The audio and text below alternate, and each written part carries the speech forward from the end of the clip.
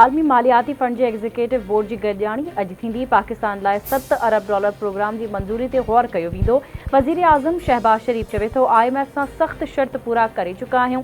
मुआशी अंग अखर बहितर थी विया आहिनि।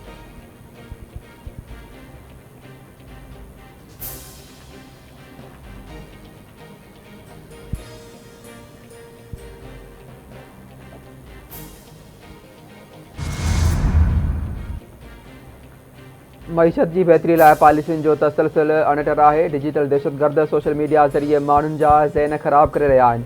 कुझु अरसे में ई डिजिटल दहशतगर्दी कर खंयो आहे। कूड़ी ख़बर मुआशिरे में नफ़रत पखिड़ण जो सबबु आहे। रिथाबंदी वारे वफ़ाक़ी वज़ीर एहसन इक़बाल जो इस्लामाबाद में मीडिया सां ॻाल्हियो।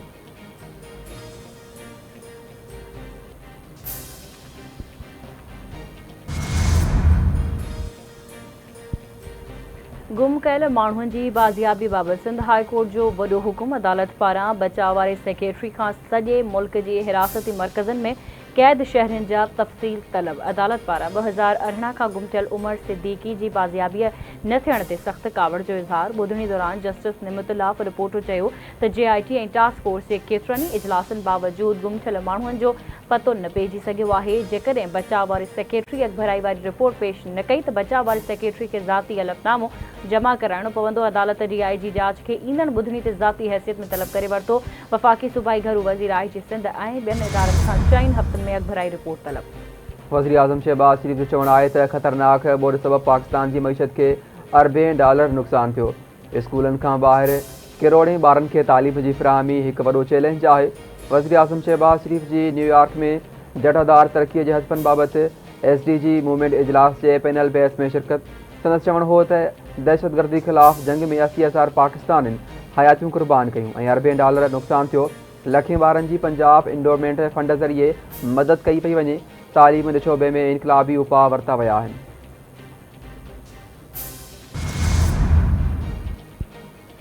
आलमी सतह ते चैलेंजिस में वाध थी रही आहे। गज़ा लगातार खौफ़नाक सूरत हाल खे मुंहुं ॾेई रहियो आहे। अण बराबरी जे करे मसइला वधी रहिया आहिनि। गॾियल क़ौमनि जे सेक्रेटरी जनरल एंटोनियो गुतेरेस जो जनरल असेंबली जी इफ़्तिताही सेशन खे ख़िताब।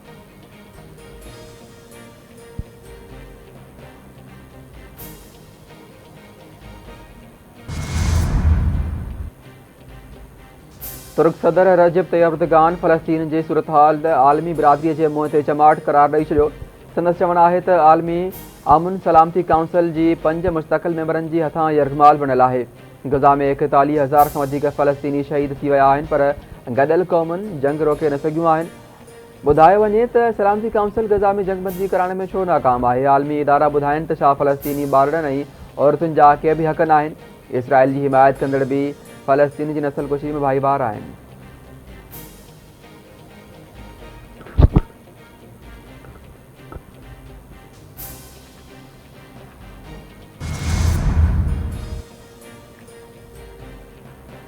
ईरान जे सदर मसूद पशकियान चयो आहे त गज़ा में इसराइली ज़ुल्म फ़ौरी ख़त्म थियणु घुरिजे। इसराइल पंहिंजे दिफ़ा जे ओठ में नस्लकुशी कई। गॾियल क़ौमनि जी जनरल असेंबली खे ख़िताब कंदे ईरानी सदर यूक्रेन जंग ॻाल्हियुनि ज़रिए ख़त्म करण जो मुतालबो कयो। सदर चवणो हो त ईरान एटमी मुआहिदे जी धुरियुनि सां गॾिजी रंड ख़त्म करण लाइ तयारु आहे। ईरान ते लाॻू पाबंदियूं ग़ैर इंसानी आहिनि। ईरान आलमी बिरादरीअ सां बहितर लाॻापनि लाइ तयारु आहे।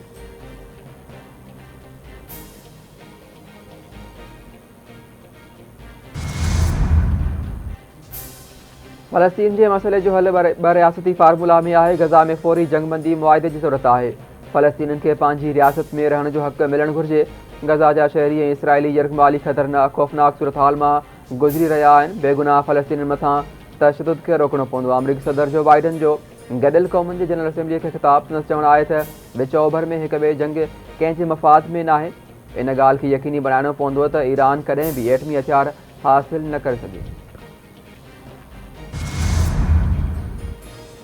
सुभाणे खां मुल्क में तेज़ हवाउनि ऐं गजगोड़ सां गॾु बरसात जी अॻकथी। सुभाणे खां 1 अक्टूबर ताईं इस्लामाबाद, पंजाब, KPK, गिलगित बल्तिस्तान ऐं कश्मीर में बरसात जो इम्कान। सिंध में ख़मीस खां छंछरु ताईं मीरपुर ख़ासि, थरपारकर ऐं उमरकोट जे भरपासे वारनि इलाइक़नि में बरसात पवंदी। मौसमियात खाते जो चवणु आहे त कराची में ईंदड़ 24 कलाकनि दौरान मौसम गरम ऐं घुमियल रहण जो इम्कान आहे।